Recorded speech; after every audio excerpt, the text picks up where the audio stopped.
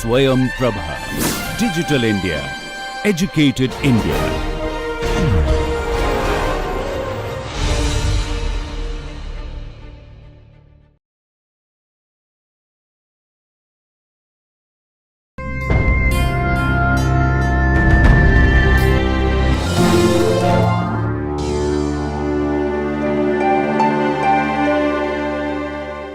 Hello and welcome to yet another NPTEL session of this course, Introduction to World Literature. And today we are discussing the text Othello by William Shakespeare. William Shakespeare is of course a man who needs no introduction. He is considered as the greatest playwright who lived during the Elizabethan times, and he is also seen as the best known name and the best known artist from England. He lived from 1564 till 1616. Those of you who are familiar with Shakespeare's biography would also know that these dates are based on certain conjectures which are part of the documents available. There's no actual birth record or a death record. And Shakespeare earned his fame and his reputation as a poet, a sonneteer, actor and an entrepreneur. He wrote with an eye on the market. He was not one of those conventional writers who lived in staged plays during those times. He staged his plays directly even before he had the time to publish anything by himself. And also it's said that he arrived in London from Stratford-upon-Avon totally friendless, and he started his career in a very low profile, and then he went on to become the best known face in London. He went back to Stratford-upon-Avon to buy the second largest property.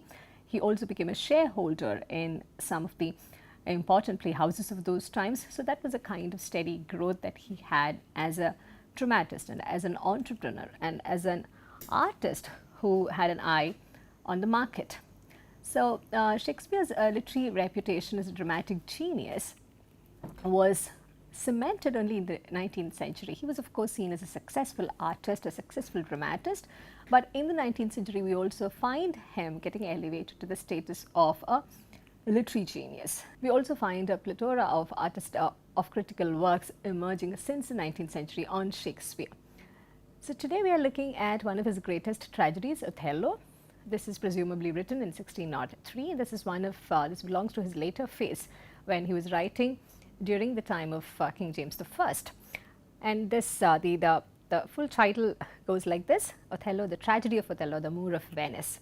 There are two central characters in this play, Othello and Iago, and there are a few other important characters as well, including Desdemona, Emilia, Cassio, Brabantio. They all play a significant role, but nevertheless it's possible to say that this play belongs to Othello and Iago, and some even go to the extent of saying that it belongs to Iago, who is the villain of this piece.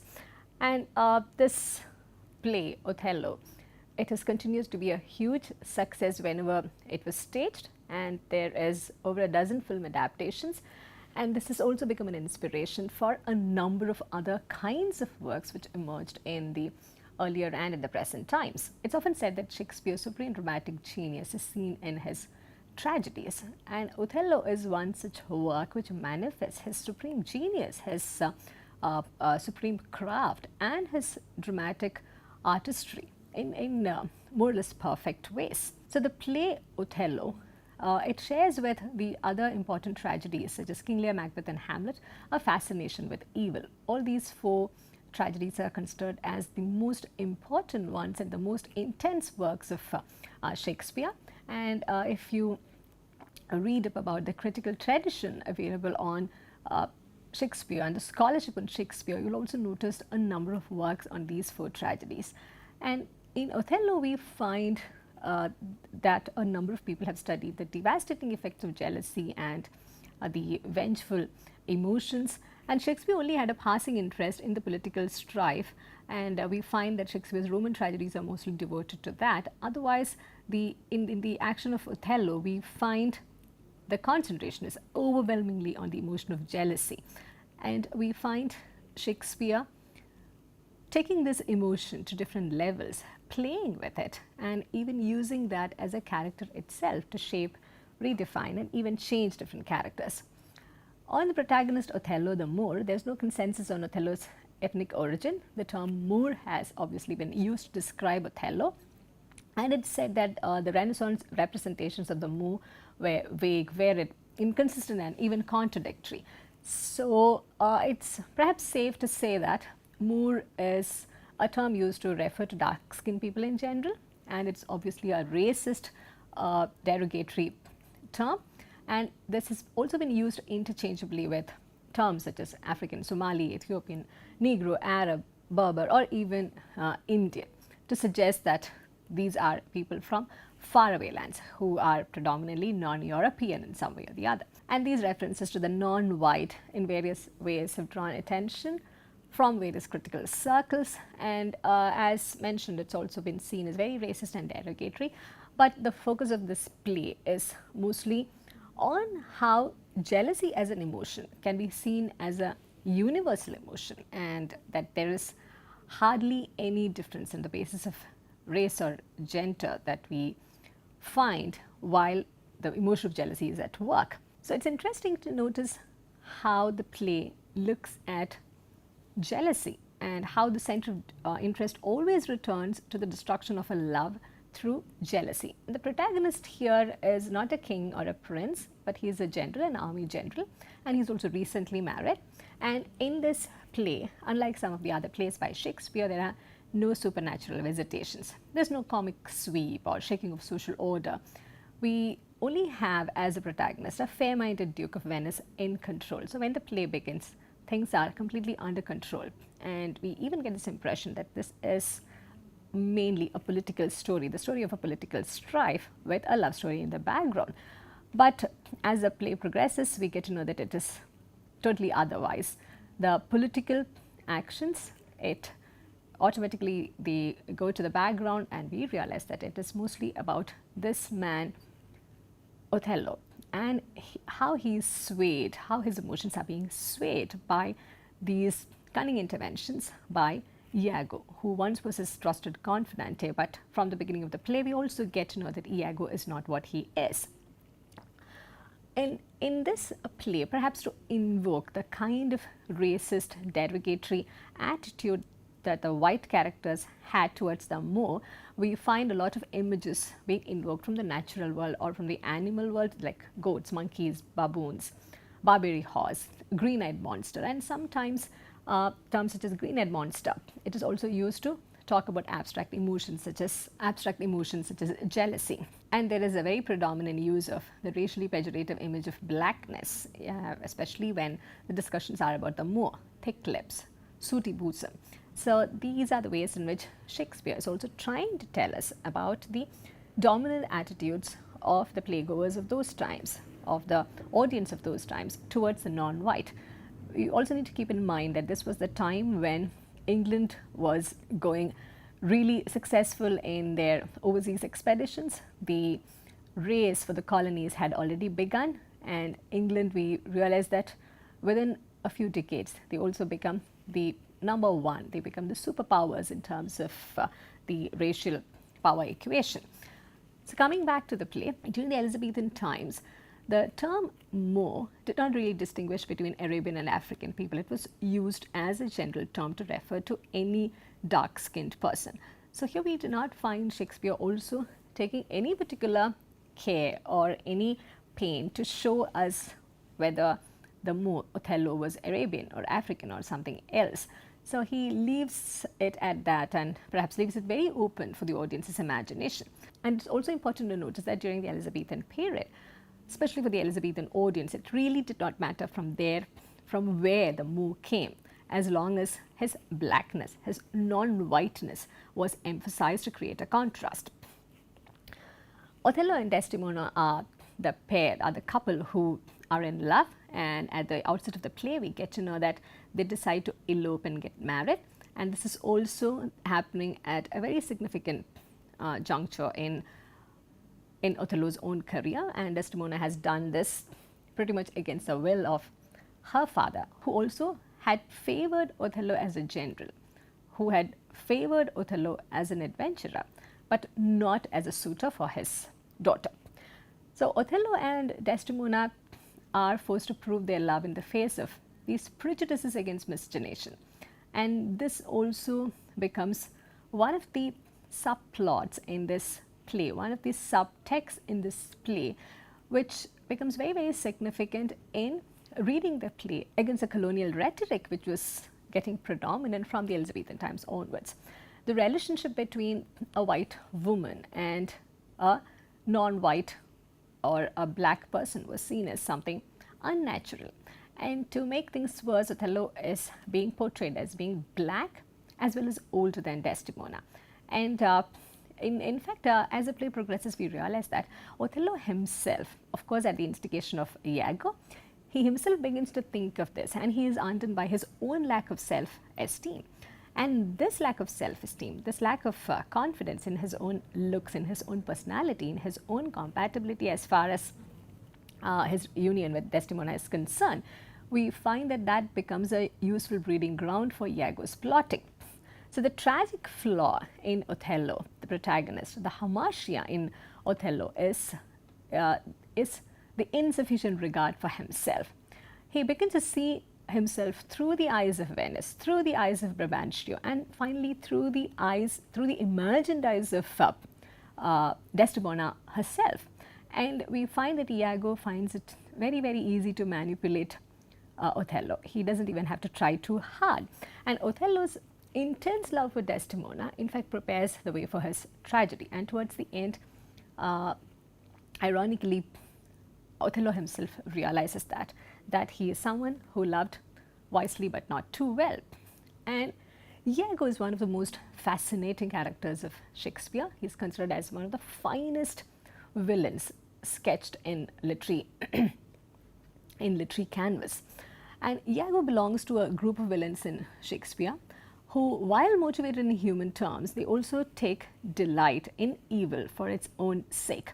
So he is this personified evil derived from the vice of the morality play being one of the earlier kinds of play before the Elizabethan stage took over. And these villains, like Iago, they take the audience into their confidence, they boast in soliloquy about their cleverness, and they exult in the triumph of evil. We find Iago doing precisely that throughout the play. While one is appalled at this capacity of evil that Iago has, one is also awestruck by his ability, by his smooth maneuvering through these different other humans. And in the morality play also, we find that this character personifying vice or evil, they are also superb actors, deceiving every other character until late in the action. So there is this action happening at two levels. On the one hand, they are good actors on stage. On the other hand, they are also deceiving the other characters. And what makes it all the more thrilling an experience for the audience is that this is not covered before the audience. The audience can see through the villainy of these characters, but the other characters cannot. This increases the tension level while the audience are watching the play. And in Othello, we notice that Iago has more lines than Othello, and he is considered as one of Shakespeare's most sinister villains. And ironically, throughout the play, Othello trusts him, blindly trusts him. Othello trusts Iago more than his friend Cassio, more than his beloved Desdemona, more than anyone else. And we find Othello becoming a very weak man, someone without rationale, someone without common sense when he is with Iago. And Iago is often referred to as honest Iago, and we begin to see the irony in this. The audience begin to see the irony in this, but thanks to the supreme craft in this play, we find that the other characters are not able to see through this irony. And this also reminds us of the way in which Shakespeare again uses such techniques in his play, in his Roman tragedy, Julius Caesar, where while Mark Antony is making this famous speech, he continuously refers to Brutus as the honorable man. Brutus is an honorable man. He's drawing our attention to the act of deception that he committed, but he's also referring to Brutus as an honorable man. So the irony makes his villainy seem all the more unacceptable. Iago betrays the trust that Othello has on him, and that's also part of the way in which the plot unfolds. Shakespeare's characters were not always well formed and well rounded, but in this play we find that he has given perhaps more care in the way in which Iago's character has been shaped. And Iago is someone who takes pleasure in his sport, and the way he goes about his acts of villainy, his acts of deception, the way he goes about manipulating various other people, he seems to totally enjoy it. And that is his pastime, that is his sport, and he is really good at it, we also notice. And Iago is someone who's in the army and he hates being outranked. We get to know that in the beginning of the play. He has been outranked and Cassio has taken his place, and this was perhaps a position that he had been waiting for. And from that moment, he has identified some significant motive. But we also get to know throughout the play as it progresses that it was not really that motive alone. It was not just because he felt this spite because he was outranked by Cassio.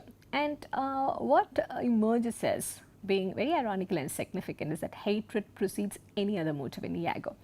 In this soliloquy where he is trying to reason out his hatred, we also find him looking for various reasons. He even goes to the extent of assuming that perhaps his own wife had cheated him with the Moor. So there is a way in which he goes looking for reasons even when there is none, because hatred seems to be the only motive. And in this play, we notice that the way Shakespeare has presented these characters, Shakespeare has drawn out these characters, every character seems to have a flaw except Desdemona. Desdemona is presented as someone who is flawless, who is perfect, and who certainly did not receive the kind of ending that she does in this play. But of course, there are some critics who also feel that Desdemona's character is not really well-rounded, and Shakespeare has not given much care in shaping her character. And she also speaks very less throughout the play. We get to know very little about the real Desdemona. Cassio, who comes across as the other fine soul in this play, he's also shown as being too fond of wine and women. So there is a way in which Shakespeare rightfully gives a flaw to each of these characters so that the tragedy makes complete sense. And here we also need to remember that Shakespeare is someone who moved away from the classical tenets. He did not really subscribe to the classical notions of a play, and he experimented widely in the Elizabethan stage, but nevertheless there are certain concepts that he also borrows and uses freely in his idea of this tragedy, especially in the case of the tragic flaw, the hamartia, and the conception of the tragic hero. So those are some of the things that we find him being in alignment with the classical masters. And he is also someone who radically changed the stage, and he also tried to introduce a lot of innovations which then became more or less standardized in the Elizabethan and English stage. Talking about Iago, Coleridge once remarked that he has motiveless malignity. This is a phrase which has been continually used to refer to the motiveless, vicious acts performed by Iago throughout the play. And some of the motives, when we go through this play, we realize that it could be the failure to get promoted because Cassio had already taken his position. It could be racism because he keeps making derogatory remarks about the Moor. It could be jealousy, and it could be Othello's rumored infidelity with Emilia. And this is very interesting because Iago does not really seem to mind the infidelity because he is not someone who's really attached to his wife either. If this can serve as a reason to continue with his maligning ways, then why not? And this seems to be the spirit with which Iago continues to work. And he also has this immense feeling of security. But he is also frighteningly, formidably confident.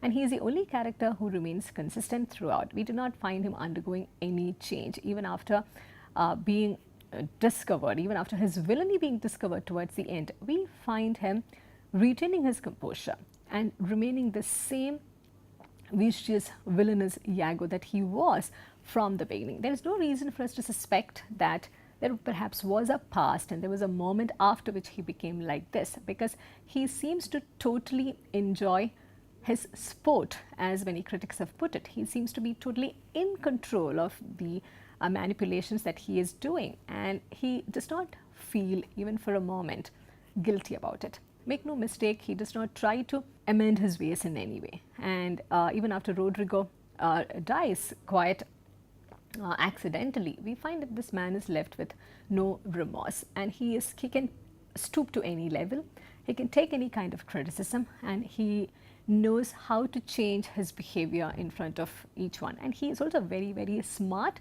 because he knows the weaknesses of each person. He knows how insecure the Moor feels in front of his wife, and how fortunate he thinks that Desdemona chose him over the others. Iago knows too well what Cassio's weaknesses are, and Iago knows very well how to make a fool out of Rodrigo, and he knows what language to use in each occasion, and he also shifts between these registers. He can use extremely filthy language, he can use language with a lot of sexual connotations, he can also use the profound, intense language that he often uses with Othello. The storyline can be seen as immediate and direct. It's very, very sensational too. And there's a small cast of characters, but they are very intense. Each act is very, very dramatic as well. There are 5 acts in this play, and in the following session, we shall take a look at some of the significant scenes in these different acts. Here in this session, we do not propose to present you with the range of, in fact, the amazing range of critical traditions within which this play has been located, the different readings and the different analytical works available on Othello, but we rather would prefer to present before you a close reading of some of the important scenes in these 5 acts. So I hope before that you will be able to take a look at the play itself, and also become a little familiar with the kind of writing and the kind of style that Shakespeare uses in Othello. So in the following session, where we take a closer look at some of the scenes across these 5 acts, the reading would begin to make more sense for you. I thank you for listening, and I look forward to seeing you in the next session, where we do a close reading of the important scenes across 5 acts. Thank you.